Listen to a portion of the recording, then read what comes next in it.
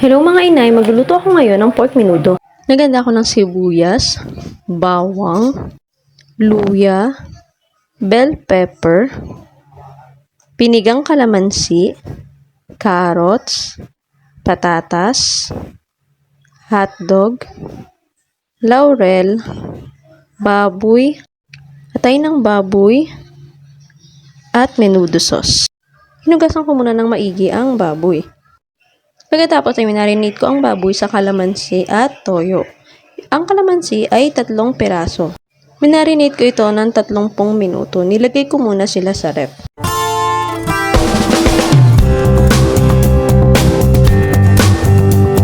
Una, nagisa ako ng luya. Ang luya ay tumutulong upang mabawasan ang lansa ng atay.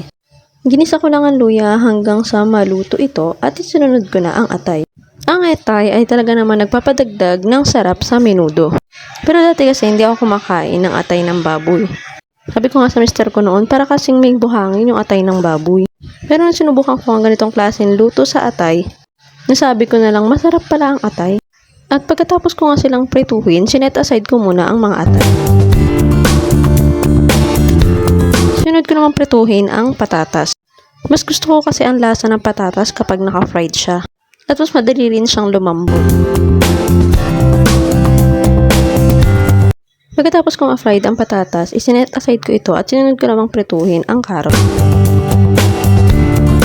Pagkatapos isinet aside ko rin ang carrot, sinunod ko namang prituhin ang hotdog. Luto ko na rin ang hotdog para ilalagay ko na lang ito mamaya. At nung naluto ko na ang ibang sahog, nagisa na ako ng sibuyas at bawang.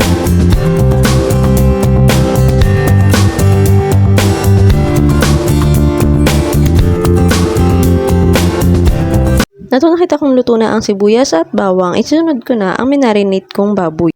Hindi ko muna sinama ang sauce nito. Tinakpan ko ito upang lumabas ang katas ng baboy.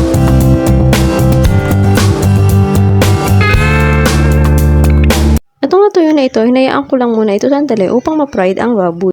At nung napansin kong fried na ang baboy, nilagyan ko na ito ng tubig upang mas palambutin pa ang baboy. Naglagay na rin ako ng laurel.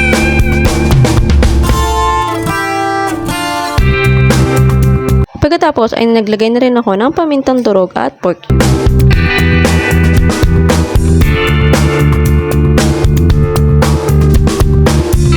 At nilagay ko na rin ang natira kong sauce galing sa binabad kong baboy. Nung napansin ko malambot ng baboy, inilagay ko na ang pinrito kong atay.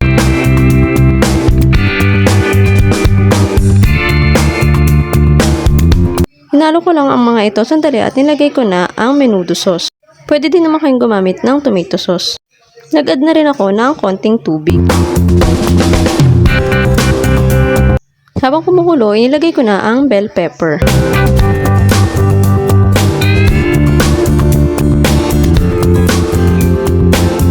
Ginisi ko lang ang mga ito sandali at inilagay ko na ang patatas, carrots at hotdog.